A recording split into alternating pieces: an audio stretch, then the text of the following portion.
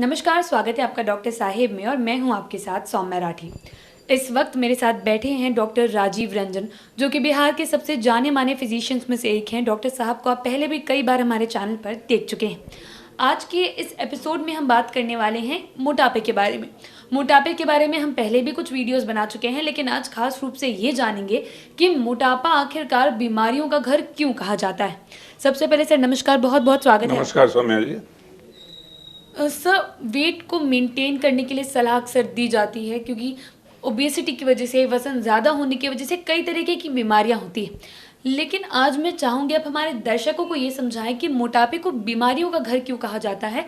कितनी बीमारियों और कितनी घातक बीमारियों को मोटापा जन्म दे सकता है। बिल्कुल सही है सौम्या जी। मोटापा को बीमारियों का घर जो आप कह रही हैं, एकदम सही वाक्य है। कौन ऐसा बीमारी नहीं है जो आप मेडिकल भाषा में आप कह लीजिए जिसके जड़ में मोटापा नहीं है।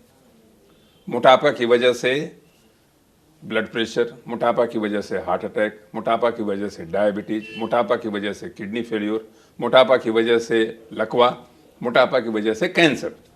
तो ये सारी बीमारियों का जड़ जब मोटापा है, तो क्यों नहीं आप मोटापे के जड़ पे आप आघात करें। और आजकल आप ये देख रहे होंगे कि अधिकतर जो सर्वे आया कि इंडिया में कुछ जो सर्वे हुआ था स्टूडेंट्स में, रफली दिल्ली के एलिट स्कूल्स में जो सर्वे हुआ था, बड़ा रोंगटे खड़े रोमहर्षक सर्वे का रिजल्ट आया है कि 40 से 45% लड़के मोटे पाए गए, ओबीज पाए गए। और यही ओबेसिटी आगे चल के एडल्ट ओबेसिटी में कन्वर्ट हो जाता है। और उसका तुरंत परिणाम होता है कि जो डायबिटीज, टाइप 2 डायबिटीज हम लोगों को 45-50 के ऊपर दिखाई देता था, आजकल टाइप 2 डायबिटीज 28, 29, 30 में दिखाई देने लगा है। ये जबरदस्त आघात होगा भारत जैसे देश के लिए, जो हम अपकमिंग कंट्री हैं।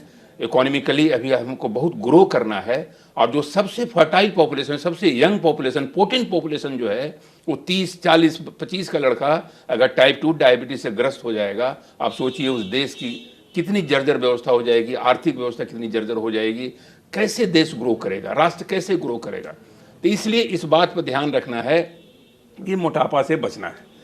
अब सवाल ये है कि मोटापा से बचने के लिए बहुत सारे आजकल जितने क्लिनिक चलते हैं, पता नहीं क्या क्या, जब तरह तरह के वादे और लुभावने वादे आते हैं कि 30 दिन में मोटापा घट गया, वो सब बिल्कुल भ्रामक है, तथ्यों से परे है। मोटापा घटाने का एक ही प्रिंसिपल है कि अपने कैलोरी को घटाना और कैलोरी के कंजम्पशन को बढ़ाना, यानी कि आप एक्सरसाइज कीजिए और कैलोरी इनटेक कम कीजिए। तो मोटापा से सौम्या जी, जैसे ही आप हमेशा अपने बीएमआई पर ध्यान देंगे, जैसे ही वो परिधि लांघने लगे, जैसे ही वो सीमा क्रॉस करने लगे, आपको सतर्क हो जाना है कि शायद कहीं आप उन बीमारियों को न्योता तो नहीं दे रहे हैं, आमंत्रण तो नहीं दे रही हैं। और इसके लिए आप आजकल जो आदत हो गई है कि जो यंग लड़के नई डिग्री लेकर के बड़े बड़े ओहदों पर चले जाते हैं, करोड़ों की सैलरी हो जाती है, दिन भर उस भाग दौड़ और आपाधापी में उनकी ज़िंदगी कट जाती है, खाने का कोई ठिकाना नहीं, केवल बर्गर, पिज़्ज़ा और चॉकलेट और आइसक्रीम और कोल्ड ड्रिंक के भरोसे वो रहते हैं। एक्सरसाइज नहीं के बराबर होता है। परिणाम क्या होता है कि 30, 32, 40 तक जाते जाते या तो हार्ट में स्टेंट लगता है, या डायबिटीज़ के दवाइयों के सहारे न जाने कितने सिस्टम्स को वो जर्जर अपना बना लेते हैं। इसलिए मैं ये कहता हूँ कि ये आपका पुनीत धर्म है, मीडिया पर्सन्स का, डॉक्टर्स का, ये अवेयरनेस फैलाना, ताकि भारत की संपदा सुरक्षित रह सके, भारत का स्वास्थ्य सुरक्षित रह सके। इसलिए लोगों के मोटापा से मुक्ति दिलाना ये हम लोगों का पहला कर्तव्य है। जी डॉक्टर साहब, अब मैं चाहूँगी आप हमारे दर्शकों को ये बताएं, क्योंकि मेरे हिसाब से ये जानकारी बहुत ज़्यादा ज़रूरी है कि मोटापे को एक अलार्मिंग साइन कब समझें। अक्सर लोगों को यही लगता है कि खाना पीना ज़्यादा हो रहा है तो वज़न बढ़ गया, इसीलिए उसके प्रति ज़्यादा सचेत भी नहीं होते और इस भरोसे बैठे रहते हैं कि थोड़ी सी एक्सरसाइजिंग से वज़न कंट्रोल में आ जाएगा। लेकिन ये कब समझें कि इसे स्ट्रिक्टली कंट्रोल करने की ज़रूरत है, शायद मेडिकल हेल्प भी लेनी पड़े। देखिए सौम्या जी, ये बड़ा अहम प्रश्न आपने किया, क्योंकि अब मोटापा को वजन से हम लोग नहीं देखते हैं। मोटापा को हम लोग बॉडी मास इंडेक्स कहते हैं, बीएमआई से हम लोग देखते हैं, मेजर करते हैं। तो बीएमआई अगर 25 के नीचे है, तब तो आप बिल्कुल लिहाफ तान के सो जाइए, कोई घबराने की बात नहीं। आप सब काम कीजिए और खाने पीने में संयत रखिए अपने आप को। 25 से 29 के मतलब 29.5 तक है, मतलब 30 के नीचे है, 25 से 30 के बीच में, उसको कहते हैं ओवरवेट। और 30 के ऊपर बीएमआई अगर गया तो ओबेसिटी हो गया, और 35 के ऊपर ग्रॉस ओबेसिटी। ये क्लासिफिकेशन मैं आपको वैज्ञानिक क्लासिफिकेशन कर रहा हूं। तो जब आप 25 से 30 के बीच में जाने लगे तो एक खतरे का संकेत है, घंटी बजनी शुरू हो जाएगी। तब आपके दिमाग पे एक घंटी आनी चाहिए कि अब हमें सतर्क होना चाहिए। विशेष रूप से सतर्क तो ऐसे भी होना चाहिए, क्योंकि सावधानी ही सबसे बड़ा बचाव है, सबसे बड़ा निदान है। सावधानी रहेगी तो 25 बीएमआई के ऊपर आप नहीं जाएंगे। 25 के ऊपर अगर चला गया तो आप थोड़ा अपना जितना लाइफ स्टाइल कंट्रोल होता है वो सब आप कीजिए।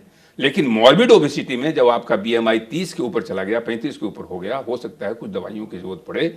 और एक्सरसाइज तो मूल मंत्र बना लीजिए, खाना कम और व्यायाम करना, ये आपके मोटापा का बचाने का बीएमआई। और लेकिन बीएमआई के अलावा एक चीज मैं आपको भूल ही गया था कहना, कि एक चीज है कि इसको कहते हैं विसरल ओबेसिटी और एक जनरलाइज्ड ओबेसिटी।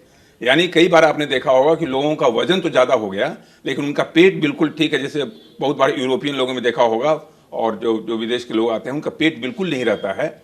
लेकिन हमारे यहाँ इंडियन की आप देखे होंगे बहुत बार कि दुबले पतले भी हैं, पेट उनका बाहर निकला हुआ है, उसको कहते हैं visceral obesity. Visceral obesity diabetes के लिए, हार्ट अटैक के लिए, हार्ट के लिए कहीं ज्यादा खतरनाक है। इसलिए जहां भी पेट बाहर निकला उसको संपन्नता की परिभाषा कही जाती थी। पेट निकल गया तो संपन्न परिवार के रहना, ये बड़ा खतरनाक है।